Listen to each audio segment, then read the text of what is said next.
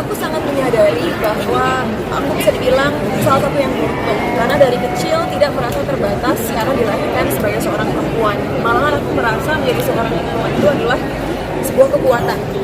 Kita mampu melakukan banyak sekali hal-hal yang luar biasa, bahkan kadang-kadang dalam waktu yang bersamaan. Kalau zaman sekarang orang bilangnya women are great at multitasking gitu. Tapi bukan berarti aku tidak pernah merasakan yang namanya diremehkan. Dan mungkin kalau bisa ngambil cerita dari masa lalu yang sebenarnya nggak terlalu lama sih, mungkin 2-3 tahun lalu pernah aku menjadi seorang pembicara di sebuah universitas di mana aku menjadi satu-satunya pembicara perempuan. Dan di panel tersebut banyak sekali pembicara yang luar biasa, tapi tidak ada yang perempuan, laki-laki semua. Saat aku masuk ke dalam green room, holding room buat para pembicara, tidak tahu kenapa, bukannya aku diajak untuk duduk di satu meja dengan pembicara-pembicara lain, tiba-tiba aku diiring ke meja lain, di mana di meja tersebut istri-istri para pembicara dan juga rektor universitas. Bukan berarti para istri tidak luar biasa ya. Saat saya mengobrol dengan istri-istri rektor dan juga para pembicara seminar, mereka pun punya banyak banget cinta menarik dan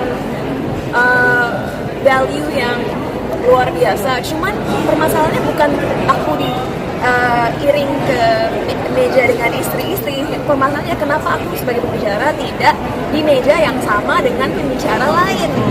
Itu yang menjadi pertanyaan bagi aku. Bukan kenapa aku sama istri-istri, tapi kenapa aku tidak dengan pembicara lainnya. Pasti aneh dong. Akhirnya aku mengambil inisiatif untuk duduk di meja pembicara. Dan akhirnya aku menyapa bapak-bapak yang ada di meja tersebut dan yang ngobrol biasa. Tapi langsung aku merasa bahwa ada tension atau mereka tidak nyaman. Setelah aku naik panggung dan berbicara sebagai pembicara seminar, aku ditanya pertanyaan yang juga membahas ketidaksetaraan.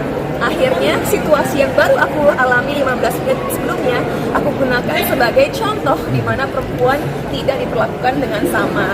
Tapi tentunya dilakukan dengan cara yang bijak dan baik ya. Tapi terlihat bahwa rektor universitas tersebut merasa bersalah karena yang mereka lakukan sebenarnya tidak adil dan sedikit aneh gitu. Tapi tidak apa-apa. Aku rasa sebagai perempuan yang kita bisa lakukan di zaman sekarang, tentunya kita diberdayakan dengan pendidikan dan diberikan pilihan. Tapi kita betul-betul bisa lakukan adalah terus membuktikan kepada diri kita sendiri bahwa kita mampu